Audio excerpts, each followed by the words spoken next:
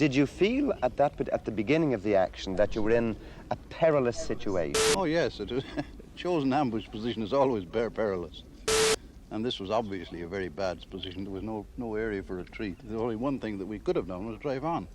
Cut on scale, Macara, and welcome back to the channel with the best swag on the internet. I'm your host, the Duke himself, and as some of you may have known already, I am an Irishman. So today we're going to talk about the greatest Irishman, other than my father. He had the women of Ireland in a swoon, and the men spoiling for a fight. Today, we're talking about the big fellow himself, Michael Collins. I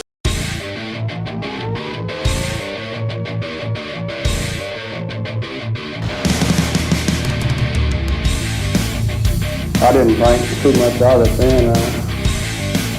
I don't care what other people think. Really was coming from my face, pure and dare. Never in the field of human conscience was so much owed by so many to so few. By the content of their character.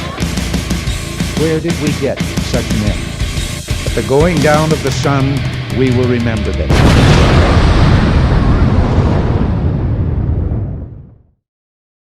The legend of Michael Collins began on the 16th of October 1890 in Woodfield, County Cork, on a 90-acre farm that had been held by the Collins family for several generations. He was the youngest of 8 and the third son of Michael John Collins and Mary Ann O'Brien. Michael Sr. was 70 years old when he saw Ireland's future hero, a big virile testosterone-fueled stud, and on his deathbed of his youngest child he would proclaim, "One day he'll be a great man. He'll do great work for Ireland." How right you are, sir. Michael was only 6 years old when his father died, but from a young age it was clear that he was a very bright child and fostered a huge love for Ireland and a patriotic spirit. Like a lot of these legends, he was known to have a fiery temper and wasn't afraid of a good old tussle. Michael credited a local blacksmith by the name of James Santry and his headmaster at Lizavard National School, Dennis Lyons, for instilling in him what he called the pride of Irishness. Lyons was a member of the Irish Republican Brotherhood known as the IRB, and Santry's family had participated in and forged arms for the 3 previous rebellions. Unfortunately, Ireland suffered from a severe snitch problem over the 800 years of British rule, which scuttled several attempts to attain Irish independence in the past. At the age of 13, while attending Clonakilty National School, he would stay with his sister Margaret Collins O'Driscoll and her husband Patrick O'Driscoll. He would go to school for the week and then head back home to the farm on the weekends. Collins left school at 15 and took the British Civil Service examination in Cork in 1906. He then moved over to London to live with his sister Hanny, where he took a job as a boy clerk in the Post Office Savings Bank at Blythe House. He would go on to work for London stockbrokers Horn and Company and would study law at King's College but not finish. Collins would end up joining the London GAA, where he would be introduced to the Irish Republican Brotherhood by Sam Maguire. He was 19 years of age when he joined up. In 1915, he gained employment in the Guarantee Trust Company of New York until he returned to Ireland. At this stage in his life, his country was alight with the desire for independence and home rule, as well as a serious labour unrest. This concoction had led to the formation of 2 nationalist paramilitary groups in 1913, the Irish Citizen Army and the Irish Volunteers. The latter was formed in response to the Ulster Volunteers Force, or the UVF, that was set up by loyalists in the north. Their sole purpose was to oppose Home Rule for fear of being governed by a nationalist Catholic majority parliament in Dublin. It didn't take long for Collins' innate organisational skills, intelligence and leadership qualities to be recognised by senior members of the IRB. This led to him being assigned as financial advisor to Count Plunkett, the father of one Joseph Plunkett, a central organiser of the Easter Rising. Collins also took part in arms preparation and drill instruction for the ill-fated insurrection.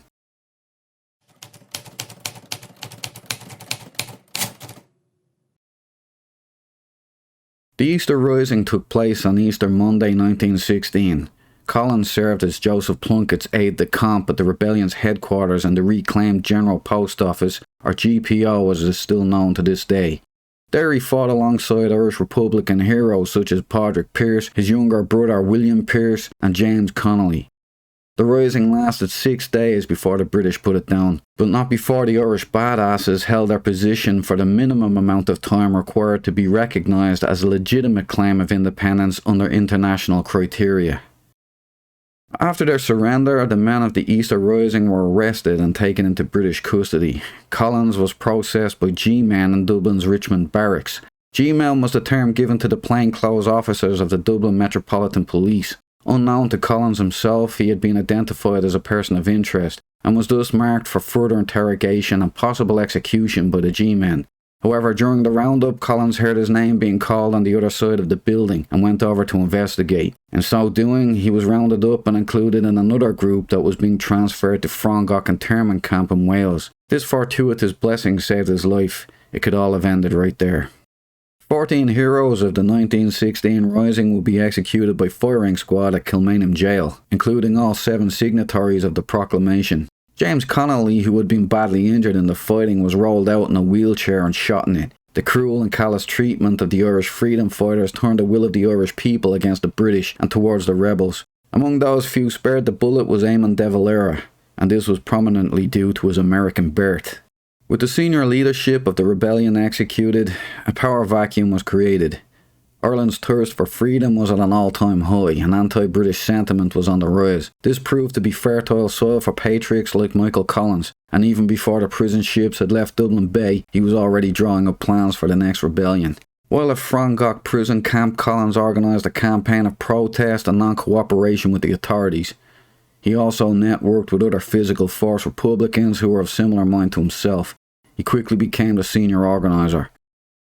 While men like Padraig Pearse believed in blood sacrifice, that is, men of principle dying to incite resentment towards the oppressors in the hearts of the people, Collins was more surgical in his tactics, and criticised the military blunders that the rebels had allowed to occur under their watch. He preferred a more strategic approach to the conflict. Decisions like occupying St. Stephen's Green Park in Dublin, what Collins considered a totally indefensible position and easily contained by the British, was foolhardy in his opinion. Once contained, the park was impossible to escape from, and therein lied the problem. Public pressure forced the British into ending the internment, and on December 16, 1916, the prisoners of Frongach were released and sent home. Now back on Irish soil, Collins could get to work. Before his death, the foremost organiser of the Easter Rising, Tom Clark, had designated his wife Kathleen Clark as caretaker of the Rising's official business, in case the senior leadership did not survive the event. By June 1916, Kathleen sent out the first post-Rising communique to the IRB. In it, she declared the Easter Rising to be only the beginning and told the Nationalists to prepare for another go at it. Collins sought out Kathleen after his release from prison in an attempt to rebuild the IRB. She would appoint him as secretary to the National Aid and Volunteers Dependence Fund, a position that came with access to all the secret organisational information and contacts involved with the independence movement. Collins quickly ascended to become one of the leading figures of the reconstituted independence movement that was now spearheaded by the founder of Sinn Féin, Arthur Griffith. Griffith was also an advocate for the physical force approach to winning freedom, and so Collins now had the full support of Sinn Féin and could proceed as needed. The British government and Irish mainstream media at the time wrongly blamed Sinn Féin for the Rising. Nothing new there, and this resulted in many of the Rising participants choosing to join the party. By October of 1917, Collins had climbed to become a member of the executive of Sinn Féin. He was also the director of organisation for the Irish Volunteers. Eamon de Valera would soon replace Arthur Griffith as president of Sinn Féin. Griffith had stepped down and would advocate for de Valera's presidency. Sinn Féin went on to sweep the elections of 1918, and Collins was elected as MP for Cork South. This afforded him the right to sit at the House of Commons in the United Kingdom, but rather than do this, Sinn Féin announced that they would not be taking their seats in Westminster. They instead set up an Irish Parliament in Dublin. Middle fingers up, boys. Just before the new Parliament convened for its first session, Collins was tipped off by his network of spies that the British were planning on rounding up all members of the Sinn Féin party. He promptly warned Eamon de Valera, but rather than heed Collins' warning, de Valera decided to allow the arrest to go forward, believing that the visuals would be a propaganda victory. De Valera and other Sinn Féin MPs were arrested, but Collins and others that heeded his warning evaded capture. The new Parliament, now called Dáil Éireann, or the Assembly of Ireland in the English tongue, met at the Mansion House, Dublin, in January 1919. Because de Valera was now stupidly sweating it out in a prison cell of his own making, Cathal Brugha became Príomh-Aire, or Prime Minister. By the following April, Collins engineered de Valera's escape from Lincoln Prison, and Cathal Brugha stepped aside so he could resume his term. No nation-state gave recognition to the 1919 Irish Republic, including the United States, even though De Valera, American-born himself, lobbied incessantly in Washington, and a large contingent of Irish Americans piled on the pressure to the United States government. Look at the Irish, eh? De Valera appointed Collins as Minister of Finance in the Dáil. It was a guerrilla ministry with 1 or 2 men working secretly in private homes, given that the British Army, the Black and Tans and the Royal Irish Constabulary, among others, were hunting them down like a glass of water in the desert. But Collins was a resourceful man, and despite this constant threat of being captured or killed at any moment, he managed to etch out a large bond in the form of a national loan to fund his beloved republic. Given that the loan was illegal according to the British, it was spread about between the bank accounts of the trustees, and the gold was stashed under the floor of O'Connor's gaff for good measure. The Russian Republic, enduring a civil war of its own, actually approached the Irish government for a loan. Collins' best friend, Harry Boland, was their contact. The Irish War of Independence began on the 21st of January 1919, the same day the Dáil first convened. An ambush party of IRA volunteers from the 3rd Tipperary Brigade attacked a couple of Royal Irish Constabulary men who were escorting a shipment of gelignite, an explosive material, to a quarry in Solo Headbeg, County Tipperary. The 2 RIC men were shot dead, and this act is considered the first move in the Irish War of Independence. Although the attack, which became known as the Solo Headbeg ambush, had not been authorised by the fledgling government, that soon changed as the legislature recognised the armed struggle, and the Dáil ratified the IRA's claim to be the official army of the Republic. That summer, Collins was elected president of the IRB, and by September of the same year, he was made Director of Intelligence for the Irish Republican Army and handed a mandate to pursue an armed campaign of force to secure Irish independence. The game was afoot, boys and girls. Collins became the Director of Organisation and the Adjunct General of the Volunteers, and he quickly set about turning the men into an effective fighting force. His strategy was to focus on the IRC, which was a symbol of the British Empire's authority in Ireland. Rather than plan a battle with defensible locations and standing armies, Collins preferred a cleaner approach. He wanted to keep the damage and casualties low while maximising the impact on enemy forces. He was most likely inspired by American guerrilla tactics used during the War of Independence against the British. Come out of nowhere in small groups, hit the enemy in surgical strikes, then vanish back into the surroundings like a group of ghosts. With these principles in mind, Collins organised hits on isolated IRC barracks, driving them out and seizing their weapons. As the enemy got weaker, the IRA became stronger. British Crown quickly escalated the war by sending in more troops. The Black and Tans, airplanes and auxiliaries, the whole 9 yards. They also sent over what was referred to as the Cairo Gang. This unit consisted of a group of British intelligence agents who were sent over to conduct intelligence operations against the IRA. All of these groups were given carte blanche to use force on innocent Irish civilians. They invaded houses, looted, beat, burned down homes, and shot Irish people indiscriminately. With the war escalating, Collins managed to procure arms from Germany and sent over a man by the name of Robert Briscoe to bring them back to Ireland. While over there, Briscoe purchased a tugboat named Frida, which he used to transport the guns back home. Frida successfully made it back to Ireland and landed what is thought to be the largest IRA shipment ever procured. Some estimates put the cargo as high as 1,500 rifles, 2,000 pistols and 1.7 million rounds of ammunition. A typical Saturday night in Dublin these days. Finally, the local guerrilla groups received much needed resupply and training, with Collins overseeing tactics and general strategy. To combat the looming threat of the Cairo Gang, Collins formed a group of hard hitters known as the Squad. The Squad were handed a mandate to kill all British agents and their informers. Collins was heavily criticised for this particular tactic, with some finding it uncivilised, but Collins cited the universal practice of executing enemy spies as being justification enough, because even non-violent campaigners for Irish independence were being punished by death under British law, or even outside of the law, with cases such as Thomas McCurtain, nationalist mayor of Cork City.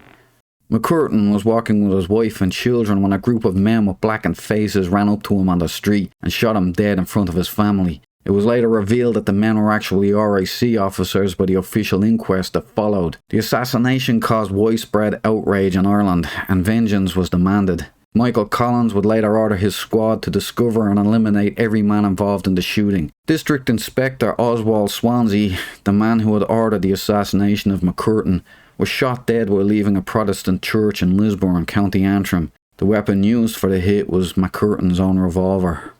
The British government would offer £10,000 for Michael Collins' head or information that would lead to his capture. That would equate to about €300,000 today, or about $340,000. Collins managed to evade capture while still striking key British targets with ruthless regularity.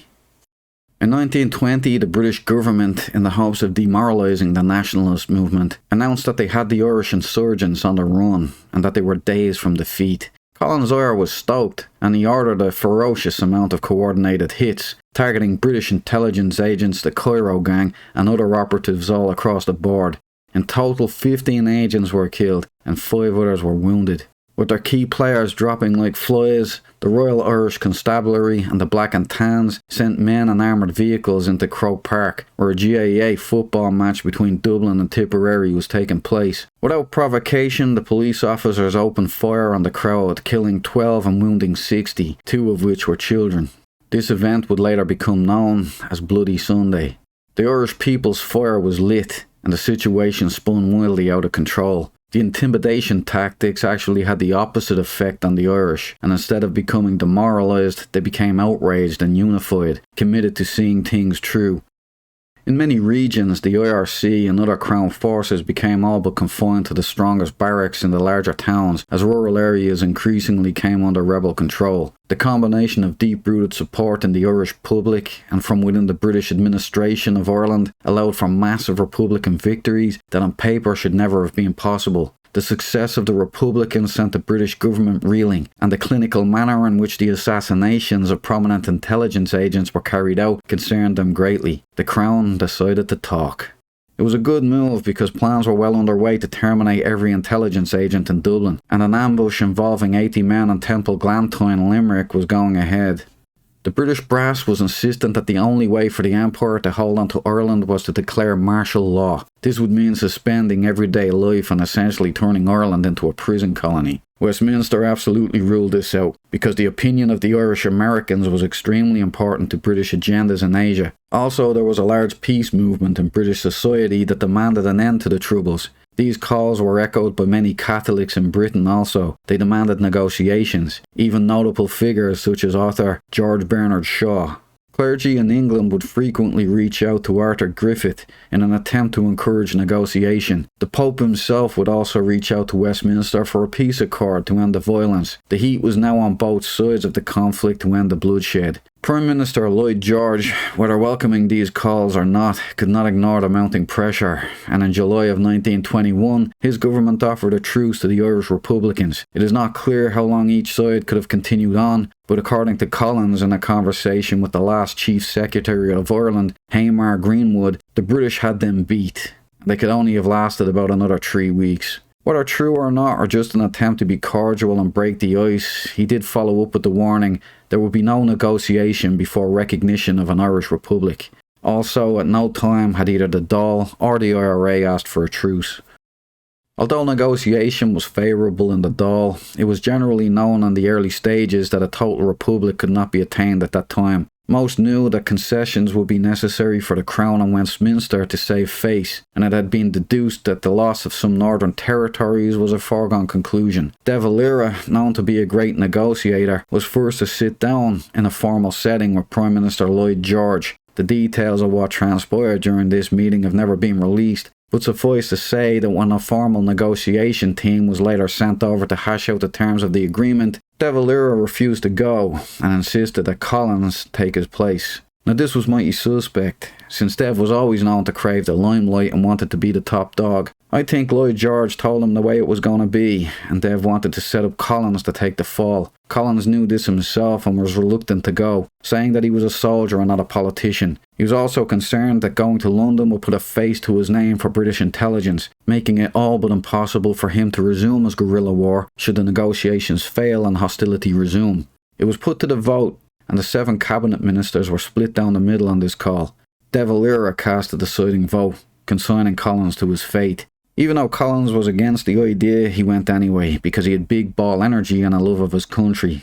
Collins and the rest of the delegates, including intelligence and security personnel, headed to London with total power to sign any and all agreements on behalf of the Dáil, but would later be put to the vote for ratification. The British team were led by Prime Minister Lloyd George, Colonial Secretary Winston Churchill, and F.E. Smith, who was known to be in staunch opposition to Irish nationalism. What could go wrong? The arduous negotiations lasted for 2 months, with the Irish delegation making frequent trips between London and Dublin to confer with the Dáil.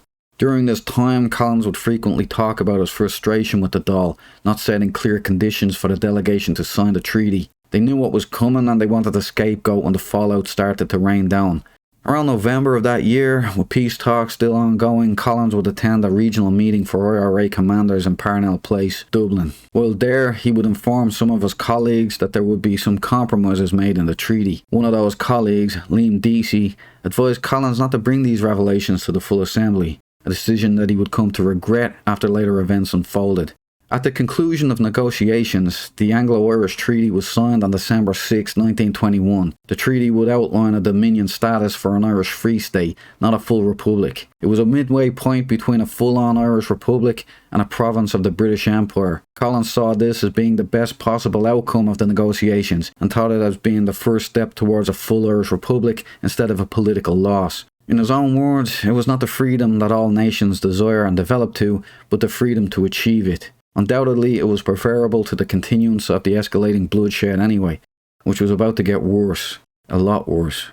The treaty was actually signed under considerable pressure from the British government. The negotiators had agreed at the Dáil not to sign any treaty without first bringing it back to the Dáil cabinet to ratify. More weasel work and political games to give Dev a chance to deny all knowledge. Lloyd George had given Collins an ultimatum. Either he signed the treaty immediately or prepare for immediate and terrible war. The innocent casualties of such a war would be immense, and I personally believe that's the same offer Lloyd George gave Dev upon their first meeting, and why Dev went running. The treaty meant an end to the Union and recognised the native Irish legislators' independence. Power would remain vested in the King, but exercised by an Irish government elected by Dáil Éireann. British forces would also depart from the Irish Free State, and an Irish army would be established. The Irish Free State had gained more power than any previous state, including Home Rule. Unfortunately, the treaty also gave up the north, as was expected before the negotiations even took place.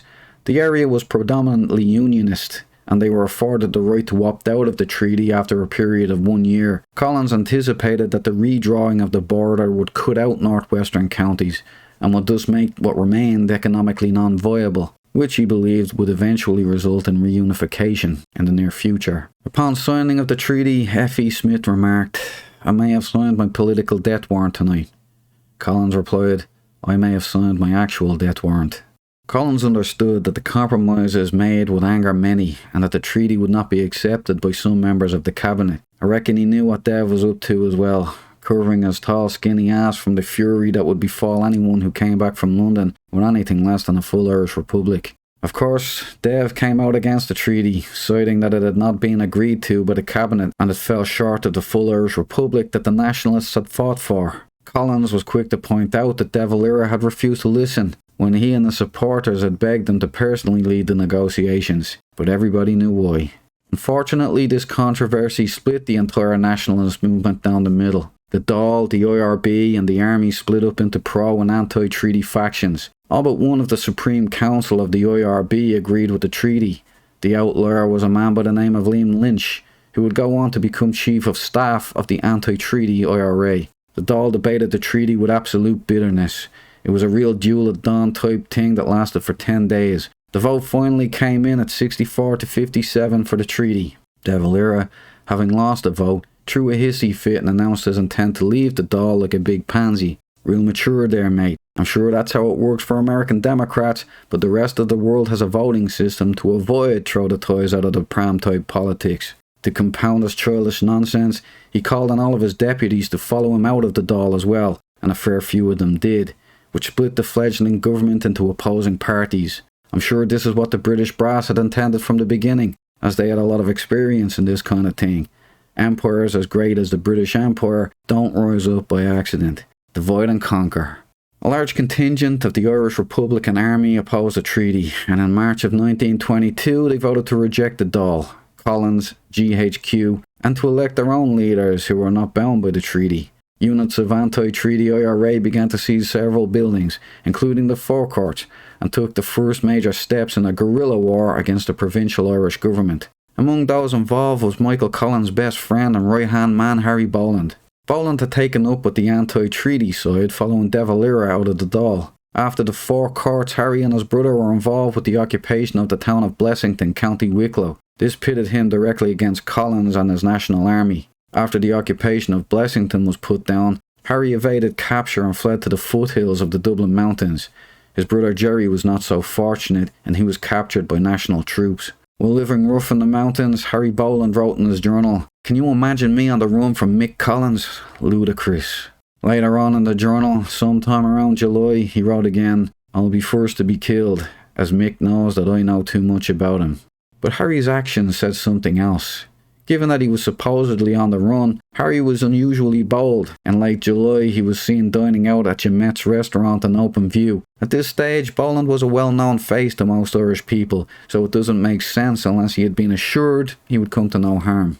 Harry later caught the Belfast train, getting on at Connolly Station, Amiens Street in Dublin. No one knows for sure what happened around this time, but it is speculated that he was on his way to meet Collins at Dundalk, where the big fella was investigating a breakout of Republicans in the town. Unknown to Boland, Collins had left the town earlier that day and was headed back to Dublin. To add further fuel to his speculation, Boland inexplicably headed to the town of Skerries, which was known to be filled with pro-treaty agents who monitored the arrival of all people to the area. As a gifted agent himself, and someone with 7 years of military experience against British intelligence, Harry Boland inexplicably checked himself into the Grand Hotel in Skerries. There's no way that a man like him would do that unless he felt safe, especially during the fiery month of August. During the early hours of Monday morning, national troops raided the hotel and awoke an unarmed Boland from his slumber. Boland demanded to see the officer in charge, and the troops shot him down where he stood. He would be transferred to St. Vincent's Hospital where he would shortly pass away. It is not known for sure, but I think it's most likely that Collins was attempting to bring his friend in and had assured him that he would be fine. Whether Collins set him up or a young and inexperienced trooper panicked and shot the well-known agent, we'll never know. However, I think it likely that Collins was trying to protect his friend. Pressure was put on Collins to put down these insurgents by the Free State and the British government, but Collins was very reluctant to fire upon his own people. Collins had always held a belief that the Irish people came first, before his own wants or needs. That's what made him different to De Valera, who only seen Ireland as a chance to gain power for himself. Michael Collins had initially avoided war because he believed that the Irish people had to choose whether war was an option or not, and it was the same thing here. Somehow he managed to find a way to avoid a shooting war, at least in the beginning. With full-on civil war looming dangerously close, Collins engaged in many talks with the anti-treaty side, desperately trying to quell armed conflict between both and to somehow bring both parties back together. Like all true nationalists, he would not kill his own brothers and sisters. The idea was abhorrent to him. Collins and the IRB formed an army reunification committee, which included pro- and anti-treaty delegates. He sought to resolve the issue using an Irish Free State constitution of his own writing, which would allow anti-treaty TDs to take their seats in good conscience without any fealty to the crown. It seems that Collins had the long game in mind, and others involved had immediate concerns at heart. Not everyone is a visionary, and that creates problems for those with a vision. Impatience settles in and people panic. They act rashly, and what could have been a controllable situation rapidly spirals out of control. Tensions up north were on the rise, and along the border much violence was being doled out. Unauthorized paramilitary forces were killing innocent civilians and directly targeting Catholics in the area. The IRA and the Ulster Special Constabulary were also engaged in violent conflict with each other. In March, Collins met with Sir James Craig, and together they were able to hash out peace in the north between Catholics and Protestants. They also arranged for a generous budget to restore Catholic homes that had been burned down in the conflict. One day after the peace had been restored, the violence erupted again with the killing of a police officer in Belfast, an apparent reprisal for the killing of a Catholic. The police responded by sending squads into the homes of nearby Catholics and shooting them dead in their beds, including children. Collins demanded an inquiry, but his calls were ignored. Unless Craig lived up to his end of the bargain, the truce would be null and void.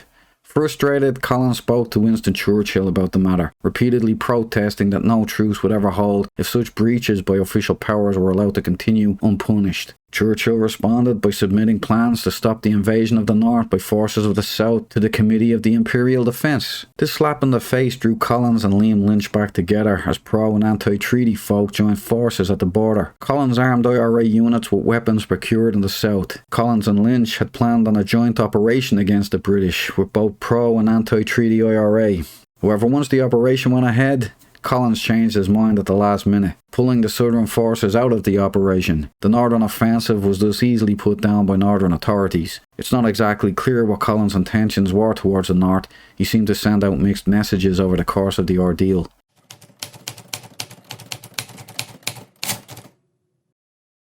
The Civil War appeared to be winding down, at least as August 1922 rolled in. The Free State had regained control over most of the country, with Collins regularly visiting the newly regained territories that had been controlled by anti-treaty forces. One of those territories was his own home of County Cork. He planned to travel there in an attempt to heal the rifts that still remained. He was advised against this action, but he replied to the warnings with, "Sure boy, they'd never kill me in my own county." Collins had survived several attempts to assassinate him in the recent months leading up to his proposed trip to Cork, and he wasn't shy about telling his close circle and his friends that he expected the Civil War to kill him. Collins stayed true to his word though, and headed down to Cork on the 22nd of August 1922. He focused on a round trip to the west of Cork, which brought him through the town of Macroom and then down the Bandon Road via Crookstown. From there he passed through Beal na Blah, which was a crossroads in a remote area.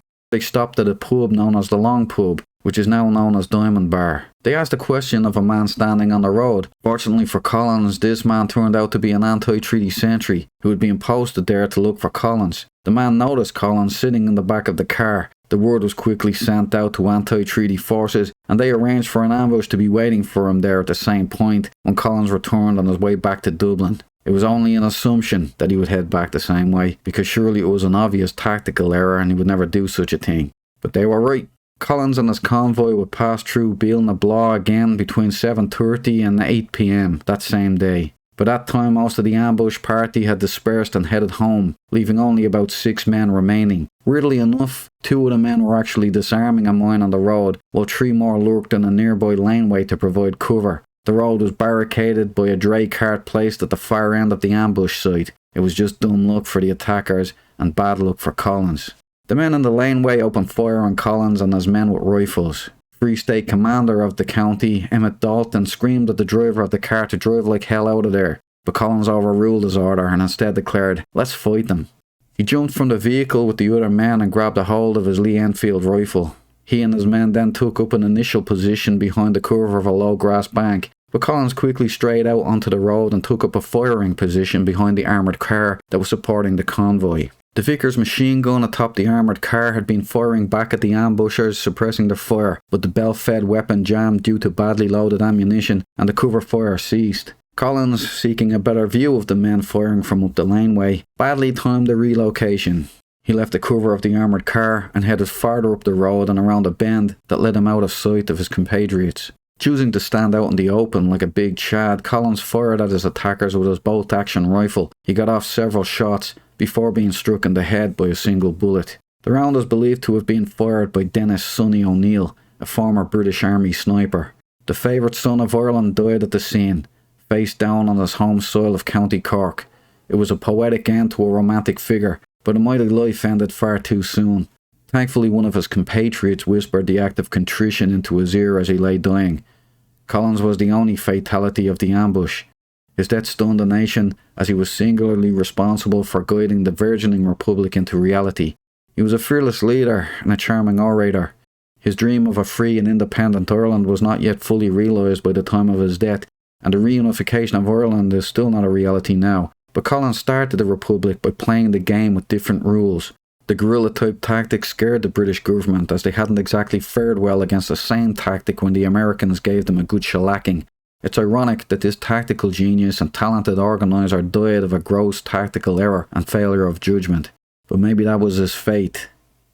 And there's no fighting fate. And so that's it. Michael Collins died at only 31 years of age. 31. Shocking. In the space of 6 years, Collins went from being a nobody to being the #1 somebody. That's some going. You gotta hand it to him. He forged the free country that I was born in and live in today, although it doesn't feel so free the last couple of years. That's our own fault. Michael Collins was laid to rest not far from me actually, just down the road in Glasnevin Cemetery. I'm thinking of doing a follow-up video to this one. I'll bring you along with me, pay my respects to a whole bunch of the boys down there. Arthur Griffith, I think Jim Larkin's there, I think Paul Pierce is there, pretty sure. But Michael Collins is definitely there, and Eamon De Valera, who I may have given him a bit of a trouncing in this particular video, but he wasn't all bad. He was actually pretty good for Ireland also. Well, let me know in the comments below if you'd be interested in that, because I intend to go down there and pay my respects anyway after a pilgrimage. I'm gonna walk, not drive. The Duke himself walking down through Glasnevin Cemetery, paying his respects to the wild bunch of Ireland, the freedom fighters, the rebels, and then sauntering on over to the Gravediggers pub for a couple of sneaky black ones, if you know what I mean. That's pints of Guinness. For those of you not in the know, you better get up with the vernacular on this channel, because we're about to kick it off, Irish style. So to all of you brave few, you blessed few, that have stuck with me and enjoyed this channel and have gotten this far in the video, I love you. I do. And you keep holding the line. Take it easy. God bless. Don't back down. Always speak up. Till the next one. Sláinte, Macara. I was completely grief-stricken. However, I got a call, of an emergency call from the female barracks or prison, that some of my officers were up there trying to force an entrance. To get at the irregular prisoners? I presume so. They were looking for some form of reprisal, I should think.